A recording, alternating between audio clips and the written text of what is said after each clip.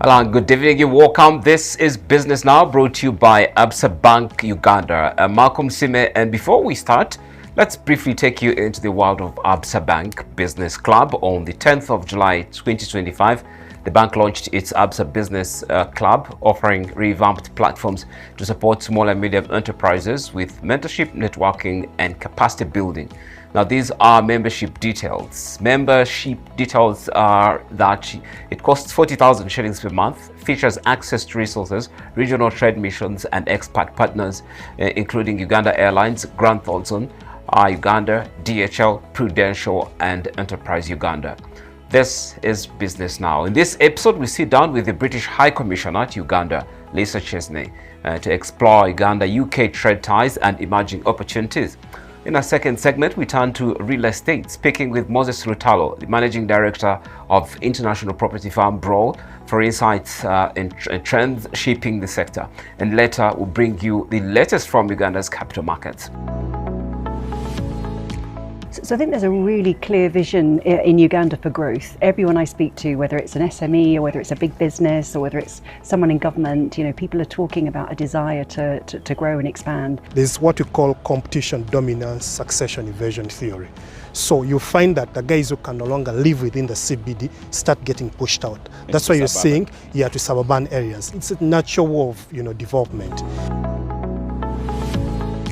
And let's start with oil markets, because at a virtual meeting held on the 7th of September, 8 key OPEC members, including Saudi Arabia, Russia, Iraq, and the UAE, all agreed to hike production by approximately 137,000 barrels per day of oil starting October. This move unwinds part of a voluntary cut of 1.65 million barrels agreed in April 2023. According to our analysts, the decision reflects a planned shift.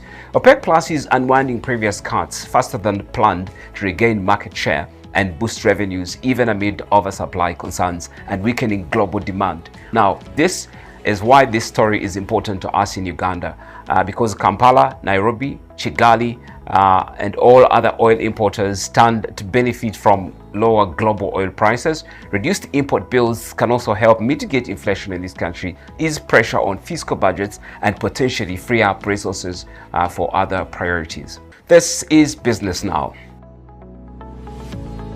The United Kingdom is stepping up its economic relations with Uganda. In an exclusive sit-down with British High Commissioner Lisa Chesney, we spoke about UK investment in green energy projects, the role of climate finance flows, and how Uganda can attract more global capital. She also highlighted support for regional trade and called for the removal of barriers to make East Africa markets more competitive. Your Excellency Lisa Chesney, you're welcome, the British Ambassador to Uganda. Thank you so much, Malcolm. Yes, and you're welcome to Business Now. Thank you, I'm excited to be here. Great.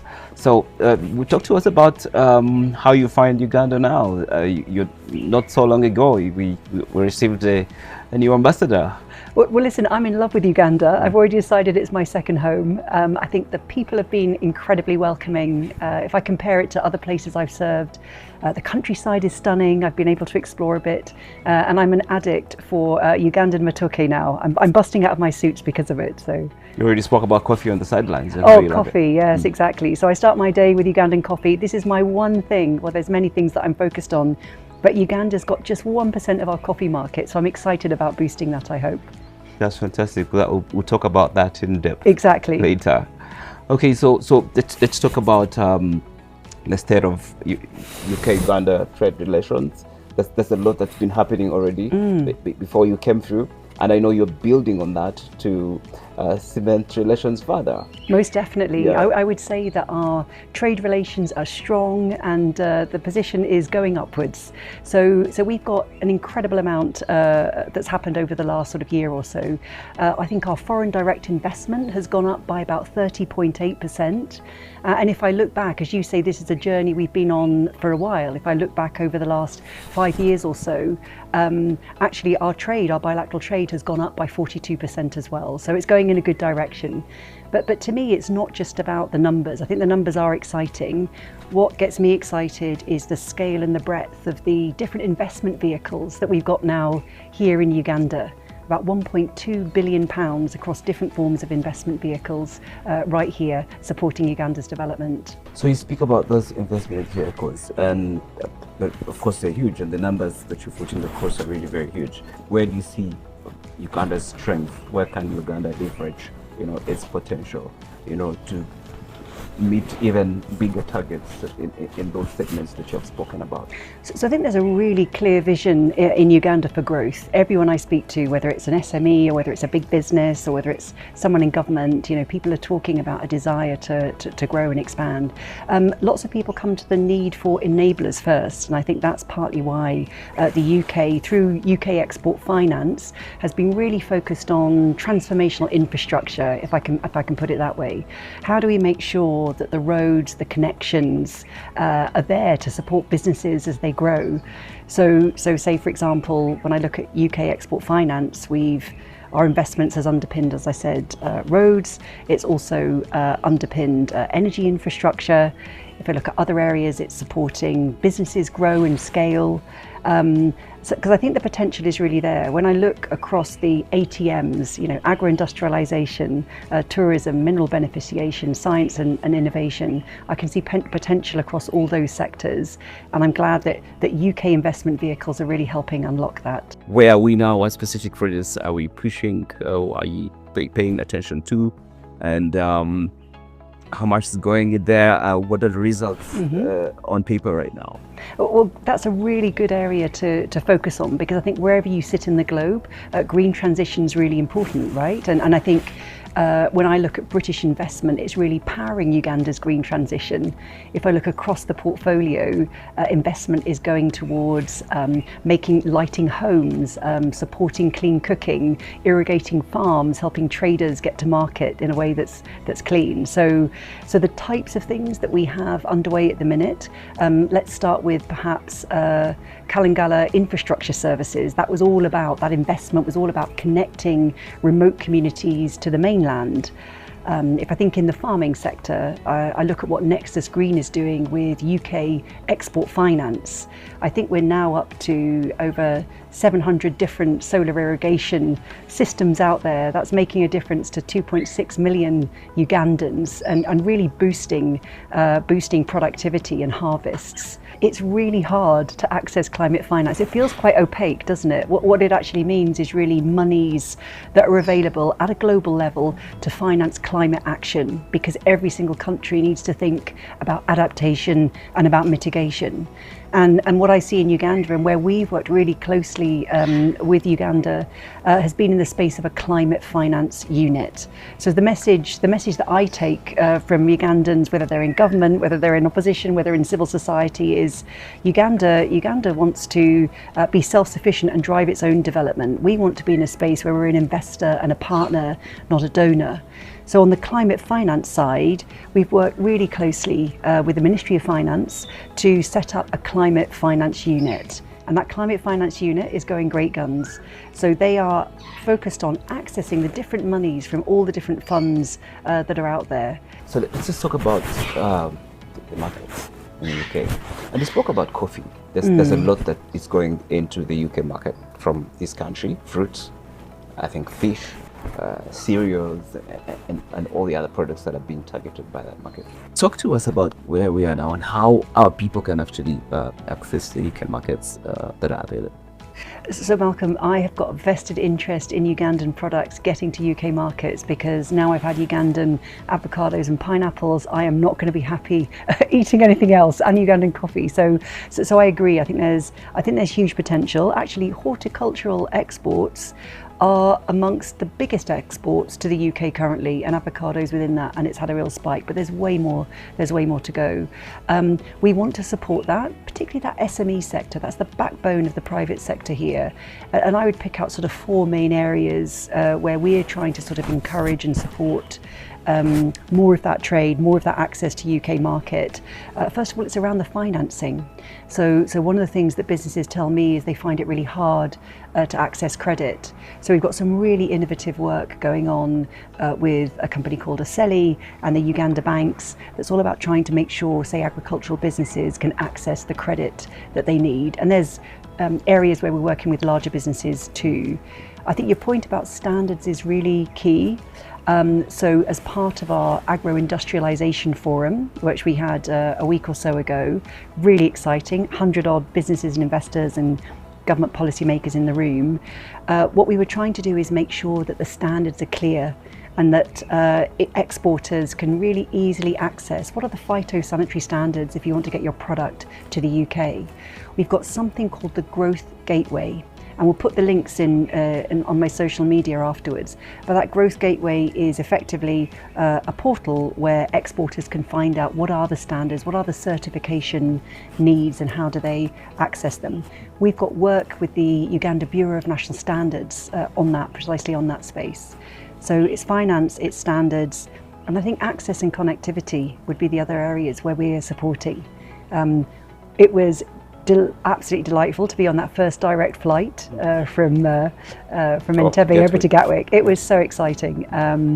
We hope that connectivity, 16 hours down to 9, that's got to make a difference. It could be Heathrow next. It could be Heathrow next. Let's make it Heathrow next. But even Gatwick is super well connected, certainly for the markets. And I guess it's not just about the transport side of things. What we want to do is make connections. That's why we took 12 Ugandan SMEs in the coffee sector to the London Coffee Festivals, and it's paying off. So over the last 24 months, I can see that we're up to £1.2 million in exports. I can see that these Ugandan SMEs have made contact with 57 UK buyers. So it's possible to access premium markets like the UK, and we're looking at how do we orientate our support so we can make that even more possible. Okay, so let's talk about those bilateral trade agreements, perhaps maybe that could be in the pipeline, or some that were, mooted at the Trade and Investment Forum in the UK. Absolutely. Well, I mean, our Foreign Secretary has been really clear that UK is open for business and we need to look outwards. So the world has gone a bit crazy on tariffs right now, but from a UK point of view, we think our power lies in our connectivity. So one of the first things that we discussed at the East Africa Trade and Investment Forum, and is a big part of discussions here, it came up in the Agro-Industrialisation Forum too, our flagship product is the developing country trading schemes. We want to make it as easy as possible for Ugandan products to get onto the shelves. We want Ugandan businesses to have a comparative advantage against other bigger companies. So what that developing country trading scheme, the DCTS, actually means is that over 95% of goods that Uganda wants to export, they can be tariff-free to the UK. We see countries in this region really opening up, trading each other. What hurdles are you hearing about? You're absolutely right. I mean, it's not easy, is it? And it's actually not just the very sort of tangible trade barriers. There's lots of non-tariff barriers that get in the way, and as you say, protectionist tendencies. And that's not just in the region. I think that's across the globe right now.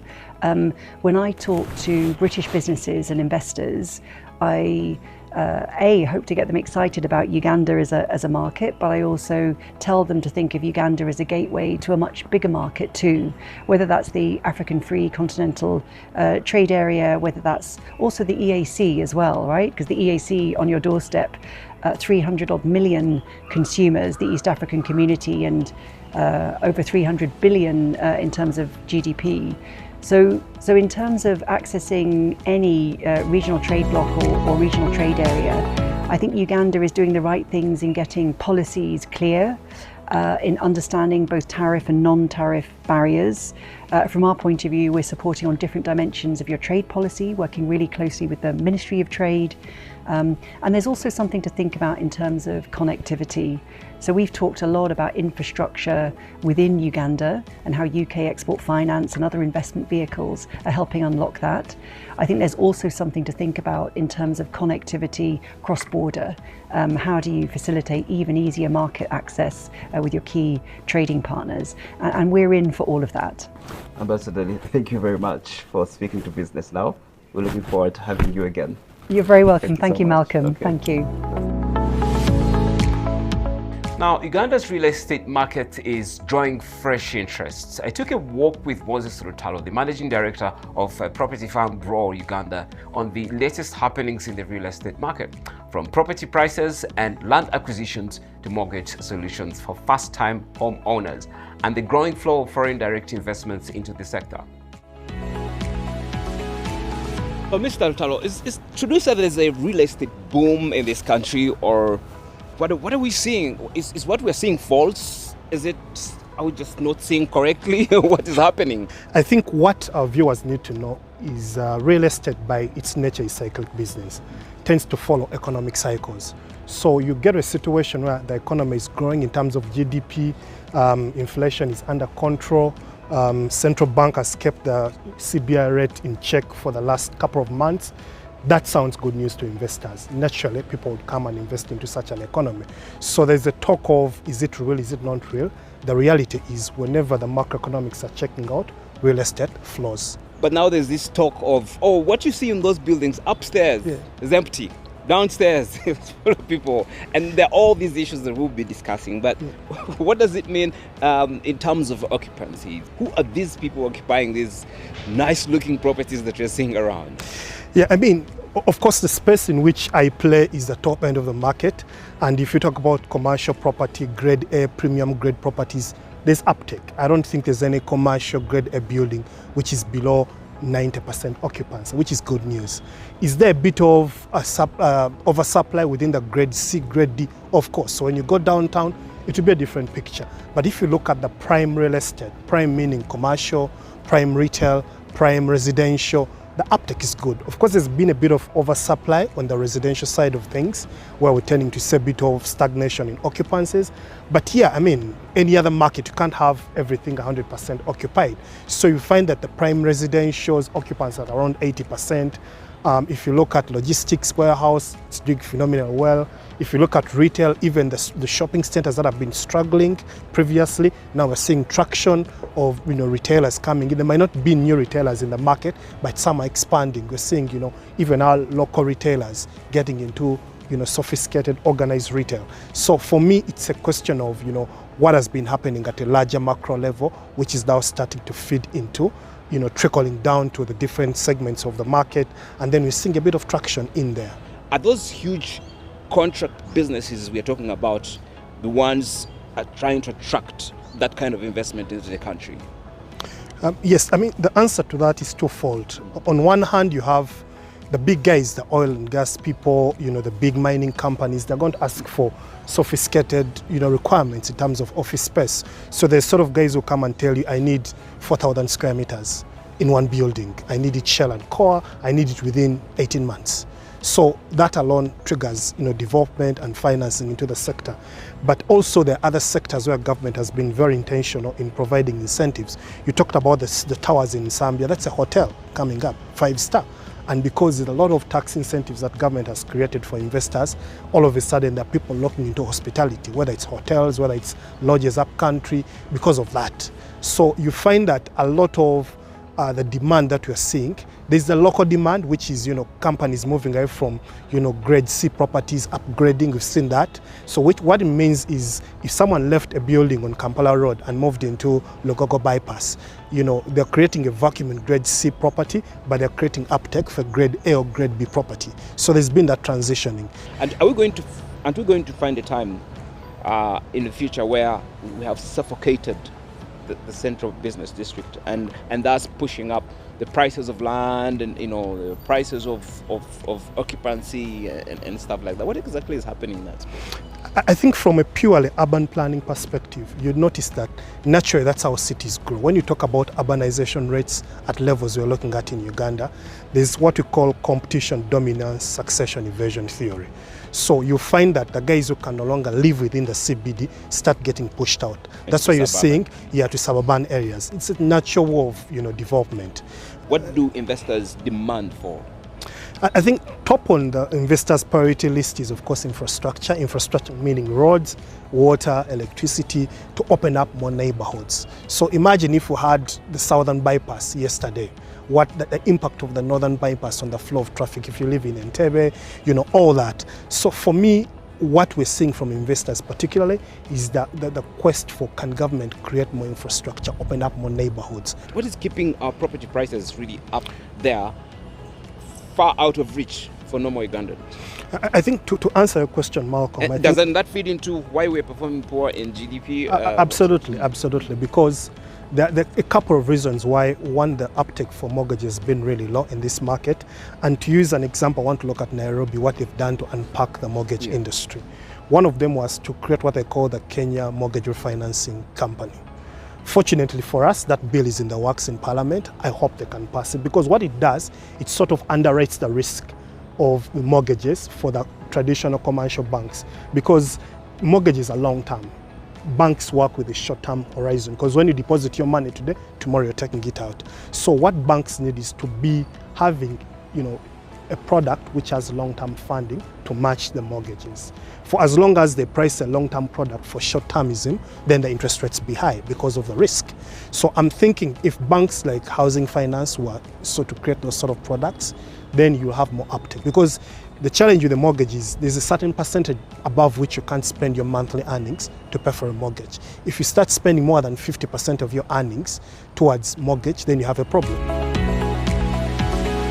That brings us to the end of this edition of Business Now, sponsored by Absa Bank Uganda. And before we leave, let's take you briefly into the world of Absa Bank Business Club. On the 10th of July 2025, the bank relaunched its Absa Business Club, offering a revamped platform to support your business with mentorship, networking, and capacity building. So these are the membership details in case you are interested. It costs only 40,000 shillings per month, and it features access to resources like regional trade missions and expert partners including Uganda Airlines, Grant Thornton, Uganda, DHL, Prudential Uganda, and Enterprise Uganda. So for a replay of this episode with Absa Bank, you can visit our channel NTV Uganda on YouTube, and don't forget to subscribe. You can also follow me on Malcolm Sime on X for more business updates that we bring you on a daily. Join us again this Friday afternoon for a repeat broadcast of this program on NTV Uganda as well. I'm Malcolm Sime, and from all of us, keep watching NTV. Next up is the news at 9.